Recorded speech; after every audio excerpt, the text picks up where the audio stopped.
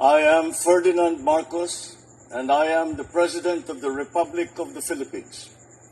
I stand today on behalf of 110 million Filipinos. Hello people and hello universe, it's me again mga bes. Gusto nyo mga good news galing sa Marcos admin? Ayan basahin natin. Distribution of Presidential Assistance to Farmers, Special Folk and Families June 7, 2024, Legazpi City, Albay, Bicol Region mga beswa. Sabi ko sa inyo kagagaling niya sa Camarines Sur, baluarte ni Madam Leni Robredo yan guys Well, uulitin ko na naman kasi never forget naman yan guys Last election, natalo si Pangulong Marcos Jr. Pero mga kababayan, si Pangulong Marcos Jr. walang kulay politika. As long as you are Filipino, kasama ka sa tagumpay ng bagong Pilipinas. Ibig sabihin, yung mga tulong ipagkakaloob sa bawat region, sa time ng sakuna o anuman klase, well guys, number one priority niya ang mga magsasaka, mga mangingisda. Alam po natin yan. So dahil dyan mga best, shout out sa mga taga Bicol Region. Ayan, syempre. Mga kababayan natin yan, hayaan mo na, no? Wala nang kulay politika, wala nang batikos-batikos. Tulungan na lang, pagkakaisa. Ang tagumpay ng Marcos administration, tagumpay po ng lahat yan. Alam po natin yan, mga beswa, Alam na alam nyo yan. Kaya, hayaan nyo na, no? Na gagawin ni Pangulong Marcos Jr. ang kanyang trabaho as a president. Hindi natin pwede pakialaman, wag natin diktahin. Idea niya, itong mga nakikita nyo dito, yan po ay idea niya mga kababayan. Kung wala ang Pangulo, wala yung ganyang klaseng idea na pagbibigay ng sapat na tulong sa ating mga magsasaka at sa ating mga ibang mga kapwa Pilipino pa. Di ba? Alam niyo, bawat LGUs nakakatanggap ng milyones na mga pera. Alam po natin lahat 'yan, mga bes. Nakikita niyo ito? Ay, sus, Maria Joseph. Saan kayo makikita niyan? Minsan iniisip ko, bakit yung mga ibang past administration walang ganito? Bakit si Pangulong Marcos lang ang mayroong ganito, mga kababayan? Bakit naisip niya ang 100% ang suporta na ibinigay niya sa ating mga magsasaka? Bakit si Pangulong Marcos Sr. lang? At saka sa anak, ang ganitong klaseng magandang idea, di ba? Lahat yan. Kaya abangan nyo si Pangulong Marcos Jr., mga kababayan, sa mga lugar nyo. Naku, umiikot ito, mga bes. Actually, ayan, alam po natin, ang Bicol Region, talagang baluarte ni Madam Leni. Sabi ko nga, mga bes, walang kulay politika. Alam nyo naman, mga bes, Kasama nga dyan, actually, si Congressman Lagman, si Edsel Ragman, kasama niya sa entablado, nakaupo, umupo. Alam po natin, president ng Liberal Party po yan. Sabi nga ng iba, dilaw. Kay Pangulong Marcos Jr., walang dilaw-dilaw, walang berde-berde. Importante, Pilipino ka, makikinabang ka sa mga magagandang programa niya, mga kababayan. Yan po ay real talk. Ayan nga, yung anak ni Congressman Edsel Lagman, yung naka-eyeglasses na naka-violet. Di ba? At ngayon, makikita nyo, ang ibang mga dilaws talagang sinusuportahan si Pangulong Marcos Jr. Yung iba, talagang masama ang kanilang budi, guys. Pero yung iba, talagang sinusuportahan ang ating mahal na Pangulo, mga kababayan. Actually, mga ibang kakamping nga ngayon na nakikita ko, sabi nila, dati kakamping ako. Pero ngayon, dahil nakita nila yung magagandang pamumuno ni Pangulong Marcos Jr., sinusuportahan na nila guys Kaya nga sabi ko kakaiba si Pangulong Marcos Jr. pag mamuno. Lahat ng mga magsasaka, priority niya talaga yan, mga beswa So yan guys, panoorin natin at pakinggan natin. Nakikita nyo? Ayan mga binhi, bangka, hala, bira, makinarya, pera, marami pang iba. Kasama po ang kanyang mga sekretary. Alam niyo, mga sekretary niya guys, masipag siyempre, masipag yung pinuno nila, di masipag dapat sila. Dahil kung hindi, parang tanging bukod yata yung isa, walang achievement.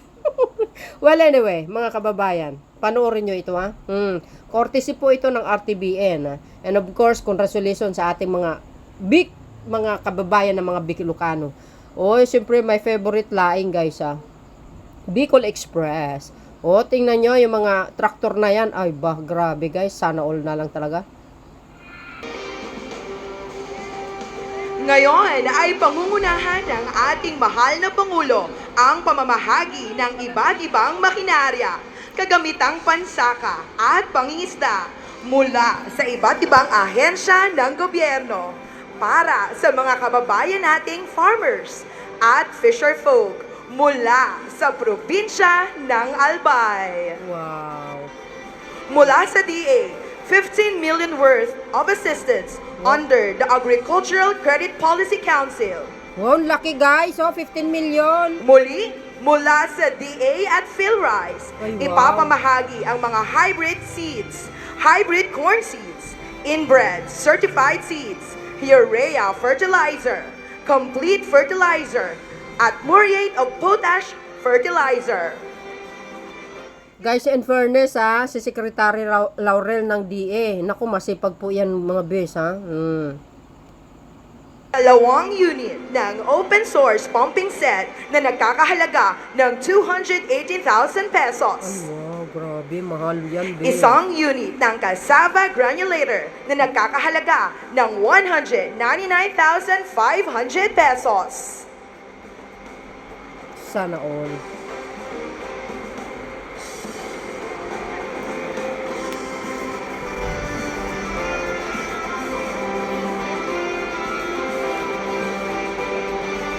Galing.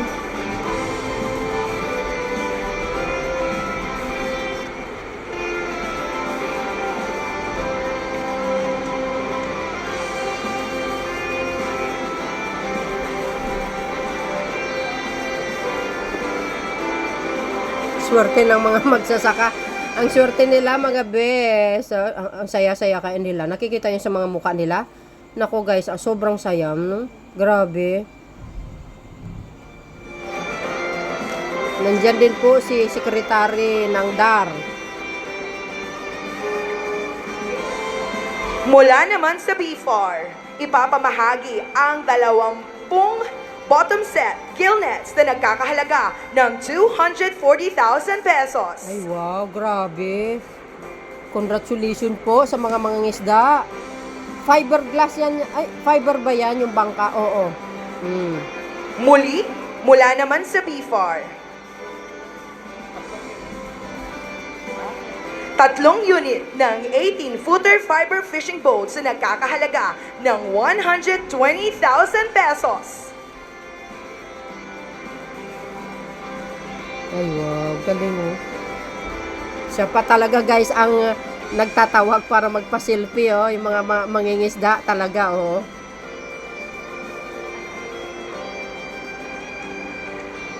Wow, selfie pa more! Ayan, congratulations po. Nakakataba ng puso naman ito.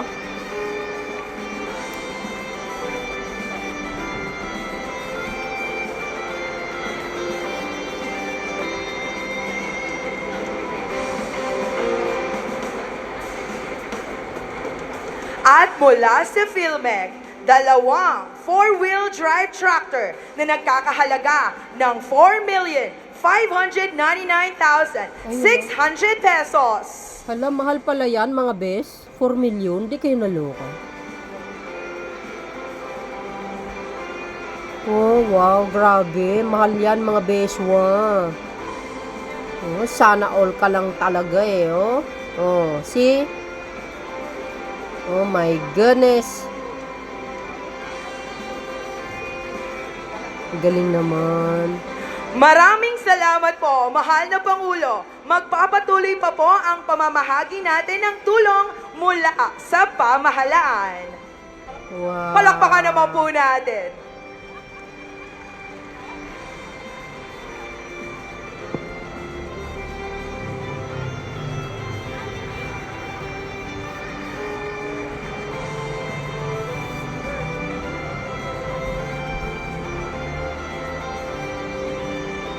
ang Pangulo ng Republika ng Pilipinas, His Excellency Ferdinand R. Marcos Jr.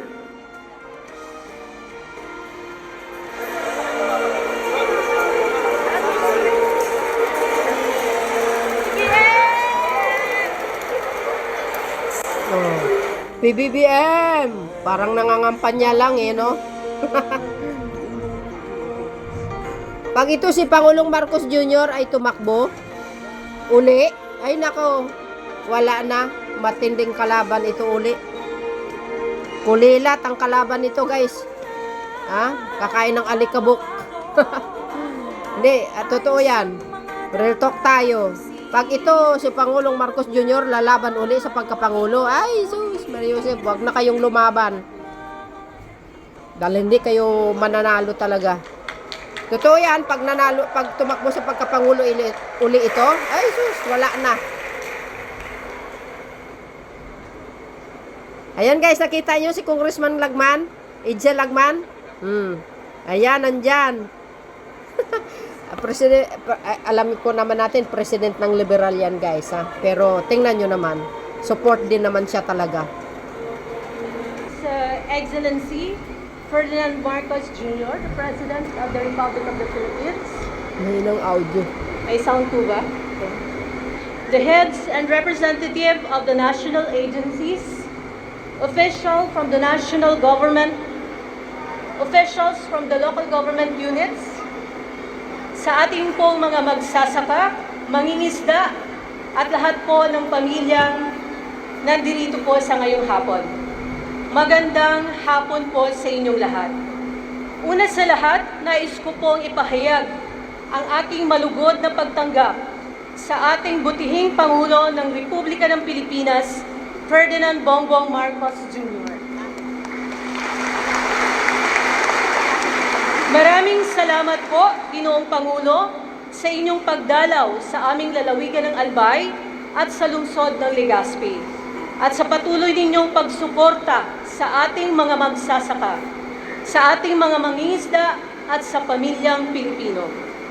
Ang araw na ito ay isang napakahalagang okasyon para sa atin. Sa gitna ng mga hamong ating kinakaharap, patuloy tayong binibigyan ng pag-asa ng ating pamahalaan. Sa pamamagitan ng programa tulad ng Presidential Assistance to Farmers, Fisher Folks and Families, na ipapakita ang malasakit ng ating gobyerno sa mga sektor na siyang tunay na nagpapatakbo sa ating ekonomiya at lipunan. Natutuwa akong makita ang ating mga kababayang nakakatanggap ng tulong at suporta na lubha pong kailangan. Alam nating lahat ng ang ating mga magsasaka at mangingisda ay nasa front line, laging nangunguna sa ating laban para sa food security at economic stability. Kaya naman ang bawat tulong na ipinagkakaloob sa kanila ay hindi lamang para sa kanilang kabutihan, kundi para rin sa kabutihan ng buong bansa. Nais ko ring iparating ang aking taus-pusong pasasalamat sa lahat ng mga ahensya ng pamahalaan at mga pribadong sektor na nagkakaisa upang maisakatuparan ang programang ito. Ang inyong walang sawang pagtulong at pagsuporta ay isang inspirasyon para sa ating lahat. Muli po, isang mainit na pagtanggap sa ating mahal na Pangulo. Ang inyong pong presensya sa araw na ito ay nagbibigay ng pag-asa at inspirasyon sa ating mga kababayan. Sa muli, welcome po and Diyos maray na hapon sa Indugabos. Mabuhay po ang Republika ng Pilipinas. Thank you.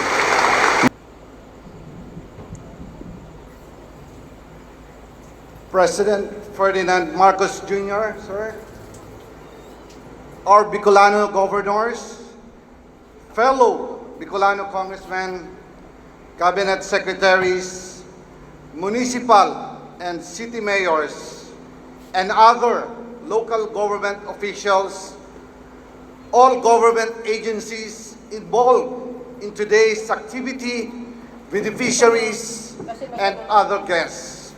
Marhay na aldaw sa Indugabos. Sa ngalan ng Ako Bicol Party List, maraming salamat po Pangulong Ferdinand R. Marcos Jr. at mga kasama sa inyong pagbisita, pagmamahal at malasakit sa aming mga Bicolano.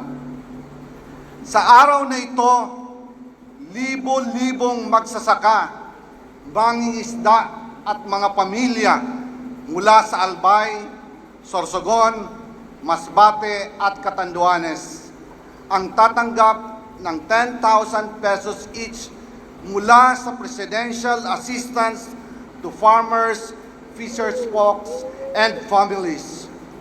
Bukod dito, mamimigay din ang Department of Agriculture ng farm equipment and machinery, fertilizer and seedlings, piglets and feeds at maging animal vaccines. May bangka din mula sa BFAR or Bureau of Fisheries and Aquatic Resources. Lahat na ito'y bahagi ng Legacy Food Security Program ng Pangulo na naglalayong gawing self-sufficient sa pagkain ang ating bansa. Maraming salamat po, Pangulong Marcos.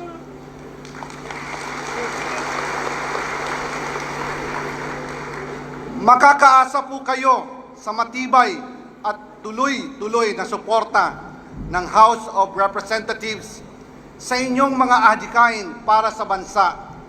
Kasama po dito ang paglalaan ng Kongreso ng bilyon-bilyong pondo para sa irigasyon at contract farming ng bigas, pamimigay ng binhi, pataba at makinarya, pati na rin ang modernong teknolohiya tulad ng solar fertigation na inaasahan nating magpapalaki sa ani ng mga magsasaka. Today, we're not just graced by your presence, Mr. President, but also by the profound impact of your legacy projects. Bukod po sa legacy on food security, nandyan din ang inyong legasiya, specialty hospitals at legacy housing projects. Ang inyong legacy specialty hospitals project ay isang malaking hakbang tungo sa dekalidad na serbisyo medikal para sa lahat, lalo na sa kanayunan. Kanina ay binisita po namin ang construction site ng legacy building sa Bicol Region Hospital and Medical Center. Ang proyektong ito'y katuparan ng inyong pangakong mapabuti ang kalusugan ng bawat Bicolano. Again, maraming salamat po, Pangulong Marcos. Sa pabahay naman, ang inyong legasiya housing project ay tunay na nagpapakita ng malasakit sa bawat pamilyang Pilipino ang pagtatayo ng pambansang pabahay para sa pamilyang Pilipino o 4PH sa Bicol at iba pang bahagi ng bansa ay naaayon sa inyong pangarap at pangakong mabigyan ng disente at ligtas na tahanan ang mga Pilipino. Muli, maraming salamat po, Mr. President.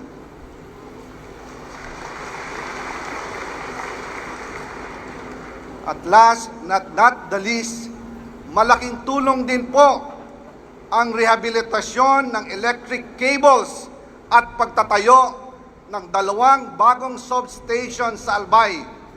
Dahil sa proyektong ito, magkakaroon na kami ng stable power supply at umaasa po kaming mababawasan na ang brownouts sa aming lalawigan. Maraming salamat po, Mr. President. Sa bawat sulok ng Bicol Region, ramdam po namin ang pagbuhos ng biyaya mula sa inyong administrasyon. Ang mga proyekto at programang ito'y nagpapataas ng kalidad ng buhay at nagbibigay din ng bagong pag-asa at inspirasyon sa aming mga Bicolano. President Marcos, sir, your leadership is truly a beacon of hope. Ang inyong dedikasyon sa pag-aangat ng buhay ng bawat Pilipino ay walang katulad.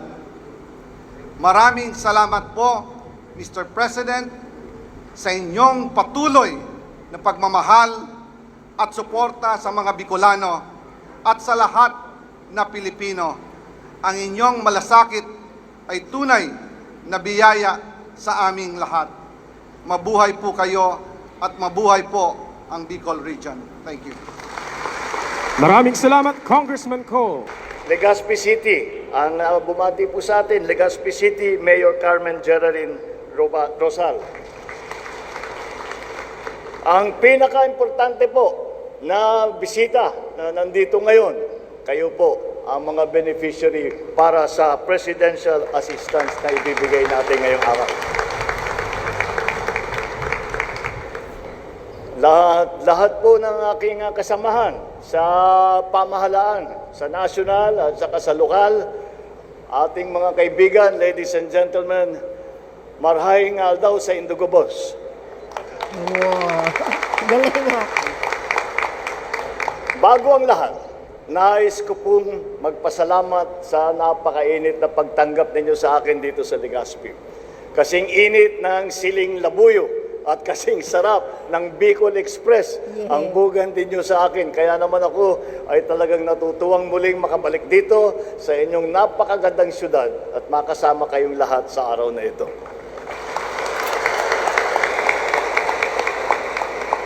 Narito po ako ngayon kasama ang ilang ahensya ng pamahalaan upang kamustahin kayo at personal na maghatid ng serbisyo at ng tulong.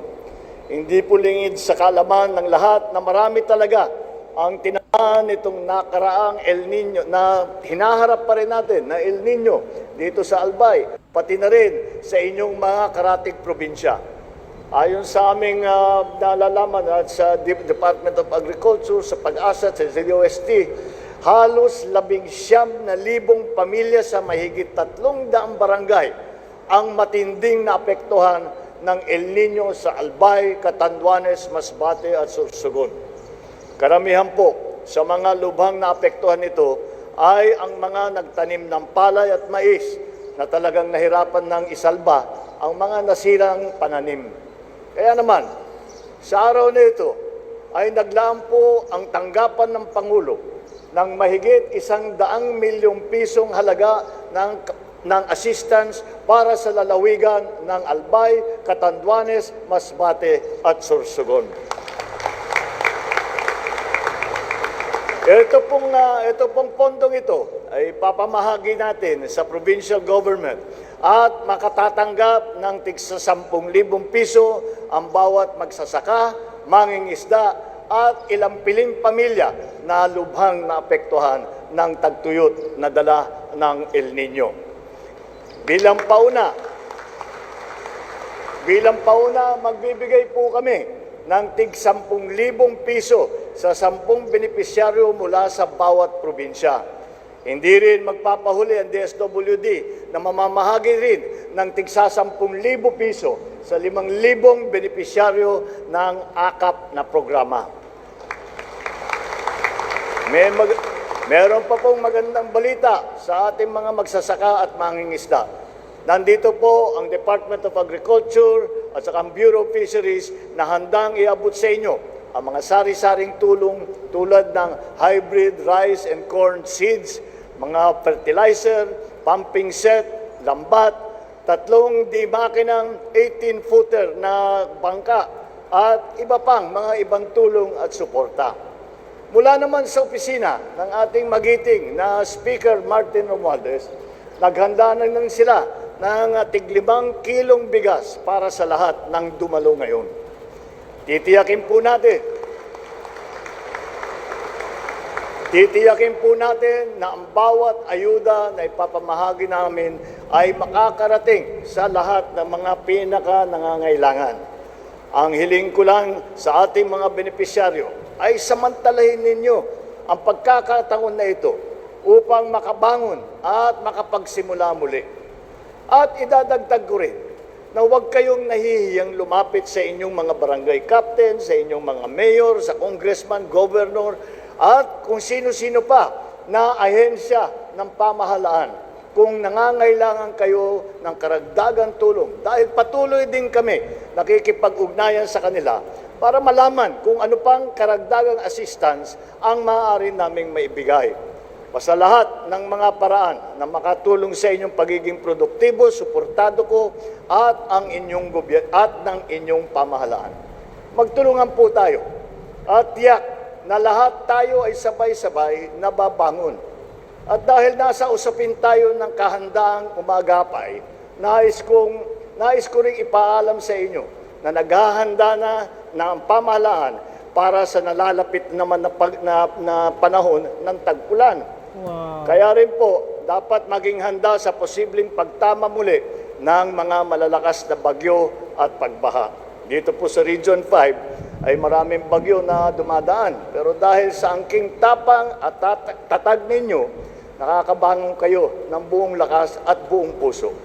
Kaya naman, inaatasan ko ang lokal na pamahalaan at lahat ng ahensya ng pamahalaan dito sa Region 5 na suriing muli ang mga plano ninyo para makahanda sa tuwing may banta na sakuna. Siguraduhin na ligtas ang lahat at kung sakali man, kinakailangan na may ilikas, nararapat lamang na may sapat na supply na pagkain at pangunahing pangangailangan ng mga magiging apektado. Sa bahagi naman po ng pamahalaan, patuloy kaming magsusubaybay at nakaagapay sa inyo. Bilang suporta sa patuloy na pag-unlad ng inyong rehiyon, binibilisan na rin po ang pagbabalangkas ng ilang mga proyekto dito sa inyong lugar tulad ng lamang ng mga project natin sa Tabaco, sa Malinaw, sa Tiwi at sa Bakakay dito sa Albay. Sa karatig lugar naman, sa Sorsogon, ay patuloy ang pag-usad ng implementasyon ng Roro Terminal Port Expansion Project. Isusunod na din po natin na ipapatayo ang ilan sa mga port project sa Catanduanes, Masbate at Sorsogon. Dahil kaya po namin binigyan ng prioridad ang mga puerto dahil nakikita namin ang lagay ng ating mga magsasaka kung minsan ay yung kung ano man ang kikitain sana ng ating mga magsasaka ay nauubos dahil napakamahal para ilipat yung inyong produkto at dadalhin sa merkado. Isasakay sa barko bago ibababa, isasakay sa truck bago ibababa ulit, sasakay uli ng barko bago makarating kung saan man pupunta. Kaya namin pinaparami at pinapaganda ang mga pasilidad na tungkol sa puerto para mula dito, mula sa maliliit na bayan, ay kaya na natin doon na isakay sa barko at diretso na napupuntahan kung saan man ang merkado ng inyong mga agricultural product. Ito pong mga proyektong ito ay naglalayong mapabilis ang kalakalan at pagbiyahe ng ating mga produkto, lalo na ang pagkain at produktong pang-agrikultura. Malapit po sa puso ko ang sektor ng agrikultura dahil naniniwala po ako na ito ang susi sa paglago ng ating bansa. At kailangan natin matulungan ang ating mga magsasaka dahil ang mga magsasaka sa Pilipinas ang bumubuhay sa ating mga kababayan. Ngunit nakakalungkot na kayo ang nagpapakain sa taong bayan ay kayo naman ay naghihirap kung minsan hindi nyo kayang pakainin ang sarili ninyo at ang pamilya ninyo. Kaya't babaguhin po natin yan at titiyakin natin na maganda ang magiging hanap buhay ng mga magsasaka at ng mga mangingisda. Kaya naman, nagbalangkas na tayo ng mga hakbangin upang mapalago ang sektor na ito. Ang Department of Agriculture ay nagtatayo ng mga sistema ng mga transport network, farm-to-market road, tramline sa iba't ibang bahagi ng bansa. Maliban pa riyan, ang DA ay kumikilos na upang palawigin ang mga lupang sakahan at palaisdaan. Isaayos ang mga irigasyon at patabain ang mga lupang sakahan.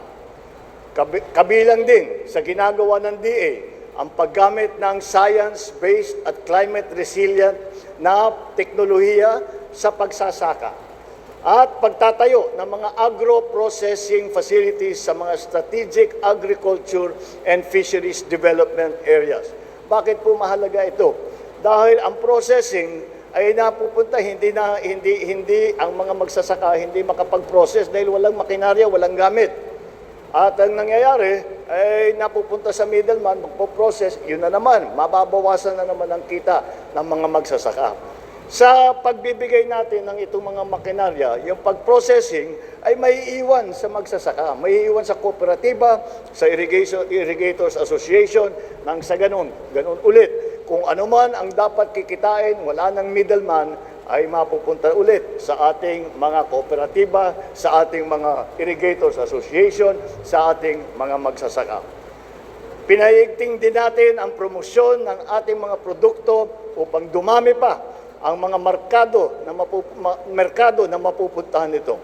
Isinaayos din ng DA ang mga programang pautang, insurance, at pamumunahan para sa mga magsasaka upang matugunan ang kanilang pangangailangan sa kapital. Ilan lamang yan sa mga hakbang na aming ginagawa upang para sa ating mga magsasaka at para sa ating mga mangingisda.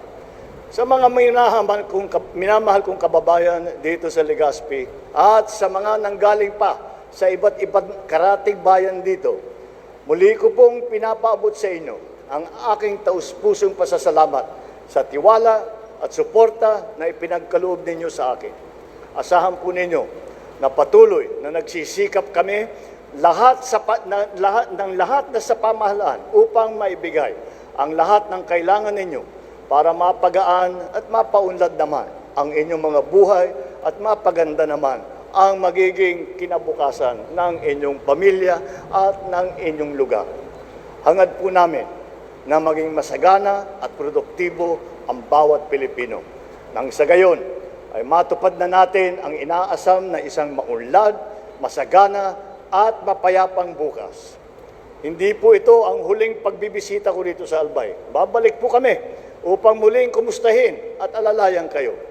Kasama ng buong puwersa ng pamahalaan, tutuparin po namin ang pangako na walang Pilipinong may iwan sa ating paglalakbay patungo sa isang bagong Pilipinas. Maraming salamat po sa inyong lahat. Mabuhay po kayong lahat at magandang hapon. Gary P. Polvoriza. Leonida L. Polvoriza.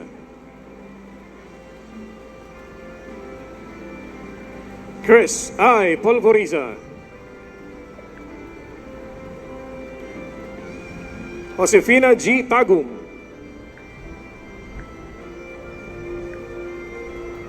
Erwin M. Vivar. Leopoldo M. Gomez.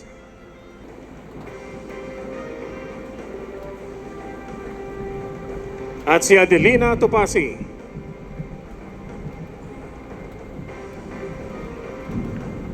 At ngayon, hinihiling po natin sa ating mahal na Pangulo na pangunahan ang pag-turnover ng cheque assistance from the Office of the President para sa ating affected farmers, fisherfolk, at kanilang mga pamilya amounting to 41,550,000 pesos sa probinsya ng Albay na tatanggapin ng ating butihing Governor Edsel Grex Lagman.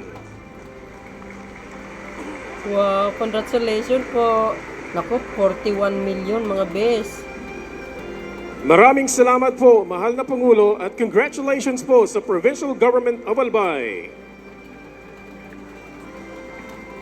Ngayon ay tatawagin natin ang piling farmers at fisherfolk na Lina Diwata,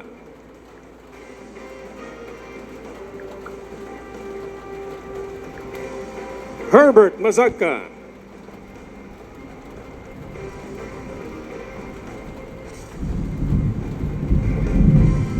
Elena Masagka,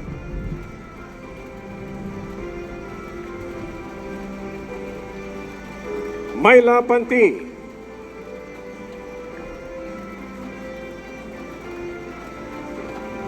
Rafael Pantino,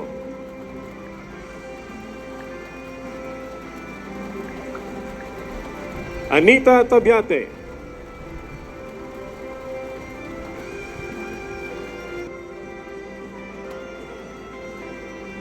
ngayon naman po ating tawagin si Governor Joseph Cua upang tanggapin ang presidential assistance para sa ating El Nino affected farmers, fisherfolk at kanilang mga pamilya amounting to 10,230,000 pesos para sa probinsya ng Catanduanes.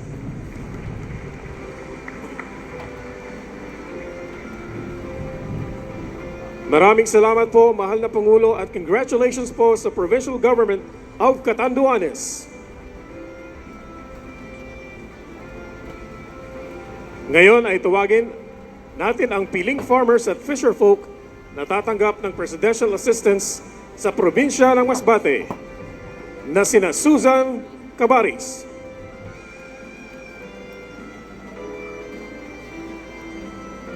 Rodel M. Nono,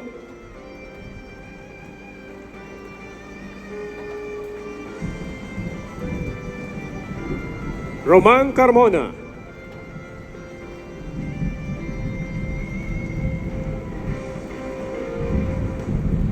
Lito A. Tumbaga,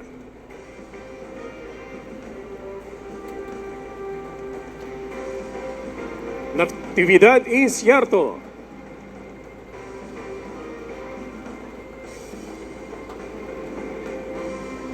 Darlo R. Amante,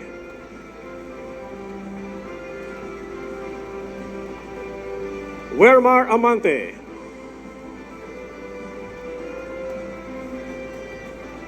Jovenir Andrade, at si Arnel Andrade.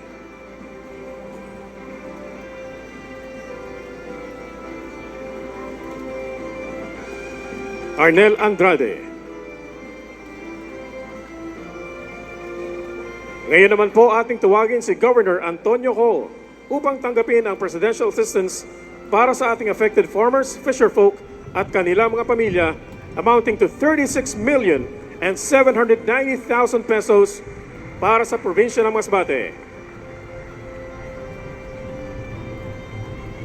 Maraming salamat po, mahal na Pangulo, at congratulations po sa Provincial Government of Masbate.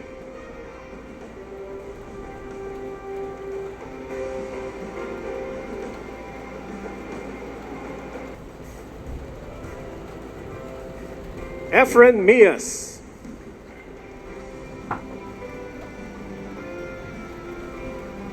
Mera Marco,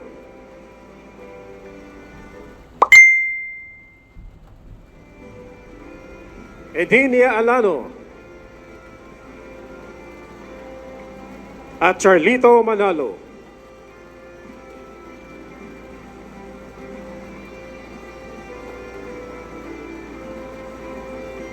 Ngayon naman po ating tawagin si Governor Jose Edwin Amor upang tanggapin ang presidential assistance para sa ating affected farmers, fisherfolk at kanilang mga pamilya amounting to 13 million pesos para sa probinsya ng Sorsogon.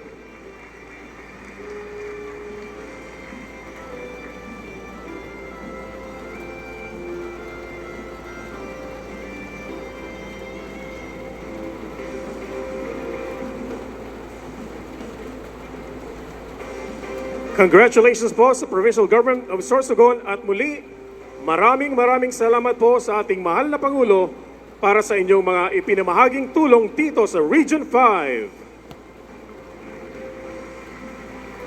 Wow, congratulations po. So, yun guys, ha? Oh, napanood nyo? Wow, congratulations po. Maraming salamat po. At ito po guys yung mga pasasalamat ng mga ating mga farmers, okay? Pakinggan nyo po.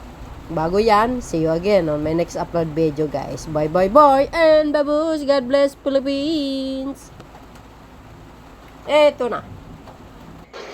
Actually, napakasaya namin kasi dati wala kaming alam. Tapos ngayon, nandito, mabibigyan kami ng tulong ng national government at makakatulong ito sa aming pamilya.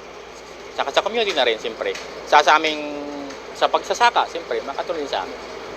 Masabi ko talaga na napakalaki ng tulong at ramdam na ramdam ng bagong Pilipinas na mayroong pag-angat, pag-asenso, no? Sa panibagong leadership ngayon. Medyo marami na rin nagtulong sa amin. Basically, sa aming mga seed growers, since kahabol namin mapabilis yung pagtatanim namin, nakatulong yung mga makinarya sa nakabawas sa expenses gawa sa labor. Kasi kung mano-mano, mas maraming taong kailangan mo. at nakatipid ka na sa labor, mas mabilis pa ang trabaho. Yan. Ngayon, ang bagong Pilipinas, alam namin na nakatutok sila sa pagtulong sa mga magsasaka, especially sa mechanization. Ito ay isang programa na nakakapagaan talaga at nakakapagbigay ng maraming produkto sa mga farmers at saka sa mga kooperatiba na sa ngayon ay talagang umuunlad na ang kanilang buhay.